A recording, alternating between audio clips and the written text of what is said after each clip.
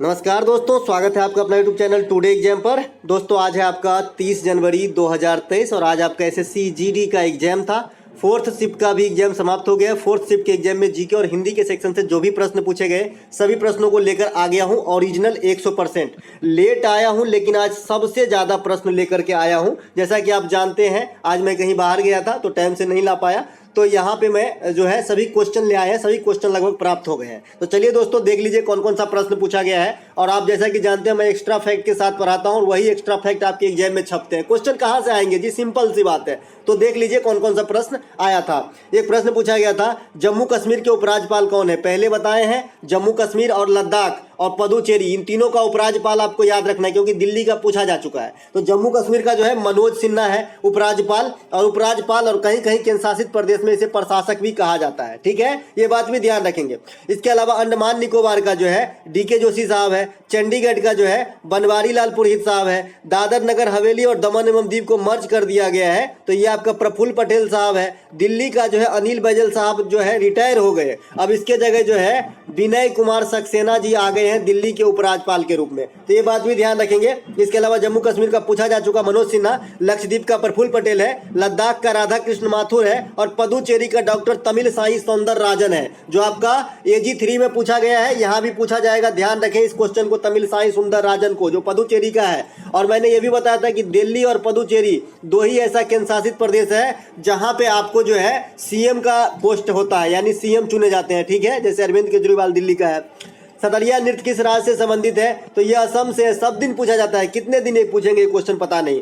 शास्त्रीय नृत्य जो है 8 होते हैं, भरतनाट्यम, मोहिनीअट्टम, कथकली, कुचिपुड़ी, ओडिसी, मणिपुरी, कथक, सतरिया। अब ये कहाँ का है ये भी देख ले। भरतनाट्यम तमिलनाडु का, मोहिनीअट्टम केरल का, कथकली केरल का, कुचिपुड़ी आंध्र प्रदेश का, ओडिसी उड़ीसा का, मणिपुर का, कथक जो है उत्तर भारत का और सतरिया जो है असम का है। सतरिया नृत्य शुरू करने का श्रेय जो है वैष्णव संत शंकर देव को जाता है। उसी प्रकार से भरतनाट्यम को जो है प्रचलन में लाने का श्रेय जो है नाट्य शास्त्र के लेखक भरत मुनि को दिया जाता है। तो ये बात सब ध्यान रखेंगे। इसके अलावा सबसे अंतिम पंचवर्षीय योजना क्या थी। पिछला शिफ्ट में मैंने बताया था ना जी, सबसे लास्ट क्वेश्चन देखिए पिछला वीडियो का, उसमें बताया था ना अपने मन से। तो 2012 से 2017 जो है लास्ट पंचवर्षीय योजना था और ये कौमा पंचवर्षीय योजना था, तो 12वां पंचवर्षीय योजना था। ठीक है, इसके बाद पंचवर्षीय योजना क्या बन रहे हैं, तो नहीं बन रहे हैं। क्यों नहीं बन रहे हैं, क्योंकि योजना आयोग को ही समाप्त कर दिया गया। क्योंकि अब जो भाई होटलें बंद हो गया है तो खाना कहाँ खाओगे, है ना। तो योजना आयोग ही समाप्त हो गया, तो योजना कौन बनाएगा। इसके जगह पे कौन आ गया है, नीति आयोग आ गया है। कब से आ गया है, 15 से। क्या 12वां पंचवर्षीय योजना अपना पूरा कार्यकाल पूरा किया,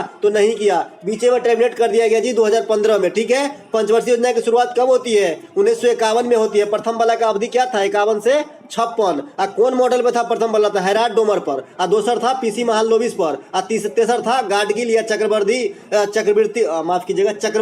इस मॉडल पे आधारित था। ठीक है, इसके अलावा पंचवर्षीय योजना जो है गरीबी उन्मूलन का नारा जो दिया गया, ये 5वां पंचवर्षीय योजना था। इसके अलावा दूसरी पंचवर्षीय योजना में जो भारी उद्योग पे बल दिया गया था और पहली पंचवर्षीय योजना में कृषि पे बल दिया गया था और तेसरका पंचवर्षीय योजना में भारी उद्योग और कृषि दोनों पर बल दिया गया था। ठीक है, एक प्रश्न पूछा गया था कि चौथा पंचवर्षीय योजना में कौन सा युद्ध होती है, तो 1971 का भारत पाकिस्तान युद्ध होता है बांग्लादेश वाला मामला पे। ठीक है, तभी तो 16 दिसंबर 1971 को बांग्लादेश आजाद हुआ था जी। ये बात सभी आप रिलेट कर सकते हैं बहुत सारे क्वेश्चन को। इसी प्रकार से जीके आपका स्ट्रांग होगा। कुल 12 पंचवर्षीय योजना बनाए गए योजना आयोग के द्वारा, अब नहीं बनाए जाते हैं। ठीक है, तालाब का पर्यायवाची शब्द क्या होता है, तो सरोवर, तडाग, ये सब तालाब की पर्यायवाची शब्द होते हैं। सबसे कम लिंगानुपात किस राज्य का है, देखिए जनगणना से तो कॉमन है और लिंगानुपात और साक्षरता से ही क्वेश्चन आ रहा है। दुइये बातें हैं, क्या पता कितने कटअप जाएंगे, कटअप को हाई करवा के मानेगा भाई एग्जामिनर। ठीक है, तो सबसे कम लिंगानुपात जो है आपका हरियाणा का। इससे पहले वाले शिफ्ट में एक विश्लेषण कर दिया, इसीलिए यहाँ पे जो है एक्स्ट्रा फैक्ट नहीं छापा हूँ। कंबाइंड शिफ्ट वाला जो वीडियो आएगा उसमें आपको एक्स्ट्रा फैक्ट के साथ ही मिलेगा। ठीक है, फिलहाल यहाँ पे मौखिक रूप से कर देता हूँ। सबसे अधिक लिंगानुपात आपका केरल का है, सबसे अधिक साक्षरता आपका केरल का है, सबसे कम साक्षरता आपका बिहार का है, सबसे कम महिला साक्षरता आपका राजस्थान का है, सबसे अधिक वन आपका एमपी में है, सबसे कम वन भी आपका हरियाणा में है, सबसे अधिक जो जनसंख्या यूपी का है, सबसे अधिक शहरी जनसंख्या महाराष्ट्र का है, सबसे कम जनसंख्या सिक्किम का है, सबसे अधिक जनसंख्या घनत्व बिहार का है, सबसे कम जनसंख्या घनत्व अरुणाचल प्रदेश का है। अब आते हैं केंद्र शासित प्रदेश में। सबसे अधिक जनसंख्या दिल्ली का है, सबसे कम जनसंख्या लक्षद्वीप की है, सबसे अधिक साक्षर लक्षद्वीप है, ठीक है। और इसके अलावा जनसंख्या घनत्व की बात कर लेंगे तो सबसे अधिक जनसंख्या घनत्व भी दिल्ली का ही होता है, ठीक है, ये बात भी ध्यान रखेंगे। इसके अलावा एक प्रश्न पूछा गया था, कंदरिया महादेव का मंदिर कहाँ स्थित है। देखिए क्वेश्चन नया नहीं है, काफी पुराना क्वेश्चन है ये, और मैंने एसएससी का जो प्रैक्टिस सेट दिया है बिहार एसएससी के लिए उसमें बताया है कि कंदरिया महादेव का मंदिर कहाँ स्थित है। तो ये आपका मध्य प्रदेश में स्थित है, ठीक है। सांची का स्तूप भी मध्य प्रदेश में, जिसे अशोक ने बनवाया था। खजुराहो का मंदिर भी मध्य प्रदेश में, जिसे चंदेल शासकों ने बनवाया था। अगर आपसे पूछ ले कि खजुराहो का मंदिर किस स्टाइल में बना है तो नागर स्टाइल में बना है। उत्तर भारत के जो भी मंदिर होते हैं वो नागर शैली में बने होते हैं, और दक्षिण भारत के जो भी मंदिर होते हैं वो द्रविड़ शैली में बने होते हैं। बहुत अच्छा रिलेट करके पढ़ते रहिए, आगे बढ़ते रहिए। अगला प्रश्न, 1757 में कौन सा युद्ध हुआ था तो पलासी का युद्ध हुआ था। किसके किसके बीच, रॉबर्ट क्लाइव जो ब्रिटिश ईस्ट इंडिया कंपनी की तरफ से जो है ये लड़ रहे थे, और सिराजुद्दौला के बीच है ना पलासी का युद्ध। इसके बाद जो सिराजुद्दौला तो बंगाल का नवाब था उस समय, तो भाई इसके भी एक सेनापति होंगे, तो सेनापति कौन थे इसके, तो मीर जाफर थे, जो बाद में इन्हीं के साथ गद्दारी किया था। इसके अलावा इसी प्रकार का एक और युद्ध है जी, 1764 में बक्सर का युद्ध, ठीक है। बक्सर का युद्ध किसके बीच हुआ था तो ईस्ट इंडिया कंपनी की तरफ से हेक्टर मुनरो, इधर से 3 गो सेना था। किसका किसका, तो मुगल का सेना था, बंगाल के नवाब मीर कासिम का सेना था, और अवध के नवाब सुजाउद्दौला। सिराजुद्दौला अलग है, सुजाउद्दौला अलग है। सुजाउद्दौला का संबंध जो है आपका अवध के नवाब अवध से है, और सिराजुद्दौला का संबंध बंगाल से है, तो दोनों को एक में नहीं मिला दीजिएगा, ठीक है। कैप्टन रूप सिंह स्टेडियम कहाँ है, तो कैप्टन रूप सिंह स्टेडियम जो है ये आपका ग्वालियर में स्थित है। ये भी क्वेश्चन एसपीडी में मिल जाएगा, काफी पुराना क्वेश्चन है, पता नहीं रेलवे का सिलेबस आ गया क्या।